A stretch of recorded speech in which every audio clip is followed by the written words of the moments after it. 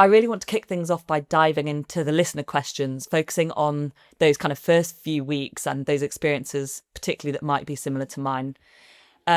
So winding it back to before you actually give birth, I'd love to know if it's worth expressing colostrum before your baby is born and kind of what are the pros and cons of doing that. Yeah. So colostrum is that very first milk that your body produces, and it's in the breast from about 16 weeks of pregnancy. So every trust, it will depend also where you are in the world, has different recommendations. But my personal advice is I think it's such an amazing skill to be able to learn in the pregnancy how to use your hands to hand express colostrum out of the breast. If you want to, you can then collect it and store it in your freezer so that you have it as a backup for when your baby is born. If they need any supplemental milk, this isn't to be like, oh, it's because we don't want any babies having formula. It's not about that. It's about whether if your baby is then needs extra milk and is given formula, it can kind of put you on the back foot in terms of making enough milk for your baby further down the line. Formula takes a longer time to be digested, so a baby may not stimulate the breast as often as they would if they'd received breast milk. And of course, our body just doesn't know that, hang on a minute, we're sort of 10 or 15 mils on the back foot if they've been given that amount of formula. Also, some people are very cautious about allergies. We know that early exposure to formula for a child who then goes on to be breastfed puts them at a much greater risk of a cow's milk protein allergy or a nut allergy, peanut. So for some people, this is a really important thing for them. For others, they're not so bothered, and that's absolutely okay. As with all things feeding your baby, it has to be something that feels right to you. But I think it's a really great skill, A, to give you confidence in your body, and B, just to know that if when your baby is born, they're very sleepy, or for any reason you're separated, which doesn't happen routinely, but sometimes if one of you is unwell, you are not then wading through mud, your brain trying to be like, learn a new skill, learn a new skill. That can be incredibly hard when you've just had a new baby. So if you've learned that skill at the end of the pregnancy, that is a great, wonderful thing, a really good start to learning how to breastfeed. Are there any cons to it? No, not really. If you have a low risk pregnancy, so you could ask your midwife or obstetrician, it's deemed to be safe from 36 weeks of pregnancy. If, however, you're classed as high risk, for example, you had a low-lying placenta or a placental issue, or perhaps they desperately don't want you to go into labour spontaneously yourself, then perhaps don't do it, because there is a theory that by hand expressing and stimulating the breast, you produce oxytocin, which is the same thing that makes your uterus contract for labour. But as I always say to people, that's only valid if they've also told you not to orgasm, because an orgasm is going to produce a lot more oxytocin than hand expressing. So I think the doctors are horrified when I say that, but I think that's a really valid point to make. I think, yeah, it's a particularly interesting one. I mean, knowing my personality type, I'm quite competitive. So I was like, I'm going to express as much colostrum as I can. And yeah, it was quite a challenge at the start. I was like, but there's like one little drop. And then Yeah. before you knew it, I actually managed to get, I think maybe 10, which I was pretty proud of, 10 little syringes, that is, which I popped in the freezer, and I took 3 to hospital with me because I actually had gestational diabetes. So I was aware that like potentially my baby's blood sugar could drop a bit after birth. And so they had said it might be useful to have that to hand. And I actually don't think I ended up using the ones in hospital.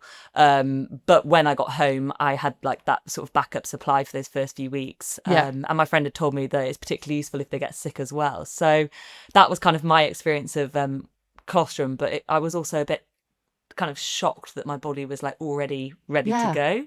Yeah. It's quite a surprise, isn't it? And I think the next kind of question that leads on from that is how quickly should milk come in after birth, and what happens if it doesn't? Is that possible?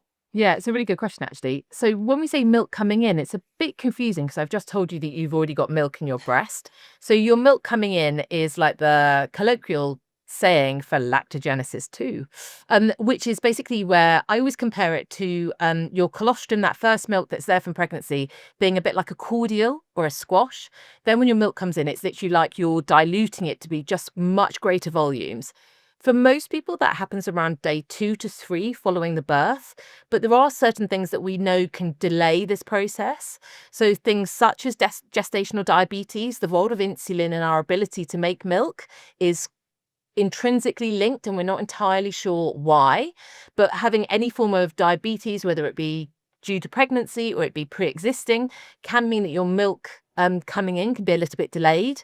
The same for having a caesarean section. Of course, some people will have an emergency caesarean section, so they can't always predict that that's going to happen. So having that stash of colostrum in the freezer can be a nice sort of safety thing that you've got to think, I've got that there no matter how my birth unfolds. Also, things like a big blood loss or any separation from your baby can also mean that there isn't as much stimulus to the breast, and therefore it can delay your milk coming in. Colostrum harvesting, like we spoke about before, can be a really great way of making your milk supply come in more quickly. Some people, there's a delay in their milk coming in, and we're not always sure why, what the actual cause for that is. Is it because the breast wasn't stimulated that much? You had a very sleepy baby, maybe some pain relief from labor sort of made the baby sleepy, or perhaps you were very sleepy and just weren't able to feed the baby as frequently as possible. It's loads of different factors, but it's not to say that if your milk is delayed coming in that you will never reach the volume of milk that you need to solely feed your baby breast milk, if that makes sense. What we do need is to have a really robust way of knowing that your baby is getting enough milk, particularly in those early days where colostrum is very, very small amounts, but very frequent. I really love the UNICEF breastfeeding checklist. It's something I advise all pregnant families to get a copy of, print it out, have it on your fridge, have a copy on your phone. And it gives you like a checklist of signs that things are going well, signs that you might need some support. But most importantly, the number of poos per day and the colour of the poo as being our sign that the baby is getting enough milk and that we don't need to give supplemental milk. Poo always trumps wee. So that's quite a good pun there, isn't it?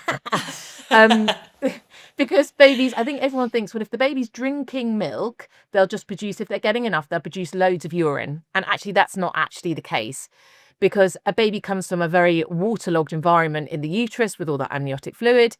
Sometimes if you're given IV fluid, so intravenous fluid during your labour, or if you have a caesarean section, this can actually inflate your baby's birth weight by just making them edematous, puffy with water. So when they're born, they just wee, loads and loads and loads, just as a process called diuresis. It's just a normal thing that they do.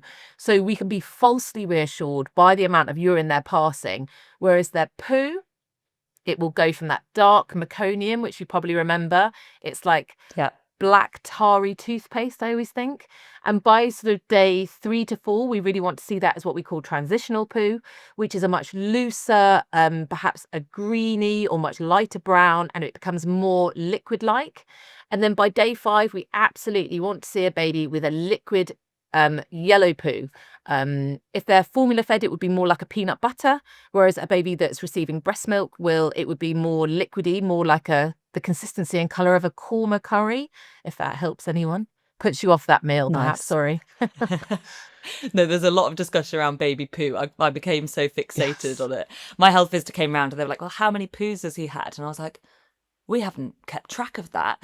And then my fiance had to go and wade through the bin and open up nappies so that he could give them reassurance that our baby was feeding well. Maybe for another baby, we would be aware of that next time.